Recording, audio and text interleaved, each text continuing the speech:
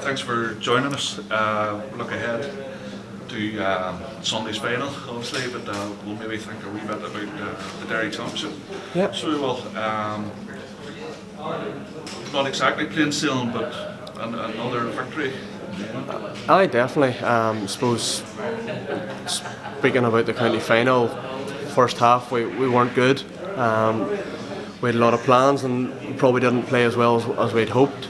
Sorted a few things out, and thankfully in the second half we put a few things right and started to play the hurling that we were capable of, and it was a good result in the end up. As you say, another county title is always one to be welcomed and one we strive for at the start of every year, so it was nice to get it. Many in a row in Derry? 10. 10 in a row. It's not bad. No, it's not. I suppose people keep asking about the hunger, but it's not one you ever take for granted. We haven't always been successful as a club. We won't always be successful as a club, so it's important that we don't take it for granted and we keep working hard while we can. Right, so there was a bit of a breakdown before the semi-final against Ferry. I suppose, like yourself and the majority of the Slaughtneil squad were involved in the football. Yeah. How did you fill the time otherwise, or was it all just dedicated to football? We went to focus on football mainly. I suppose we were into the semi-final of football, I think, at that stage, and that was the big aim to try and get back to another football final and see how we could go in it. Unfortunately, came up short to Glen in that. So since then, it's been full focus on hurling, and I suppose, yes, it's been good to get the focus on hurling, but it's always disappointing to lose a county final. How much of a gap was there then from the county football final till the Portaferry game?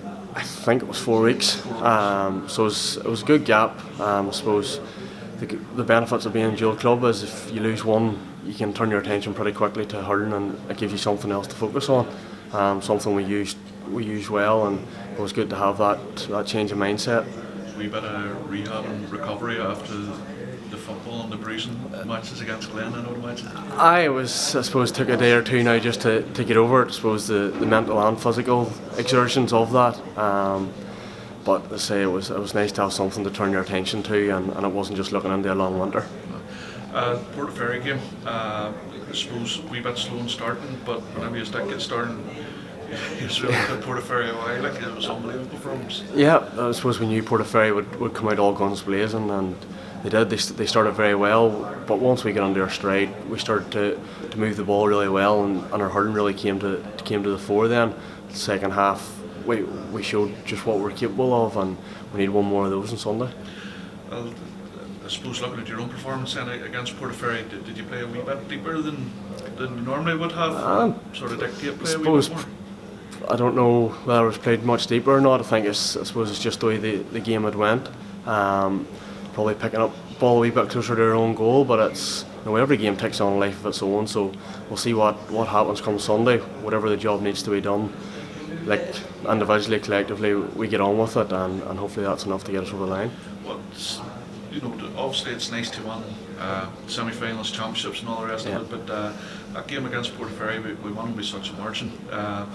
What do the players take out of that there? Whenever you're looking back and looking for positives and potentially any negatives that there might be, what would you be looking at? I suppose look at the negatives of the start. It took us a wee minute to get into a rhythm, and there's always small things you can pick out to get better and improve on, because as a team, if you stand still, you'll get caught.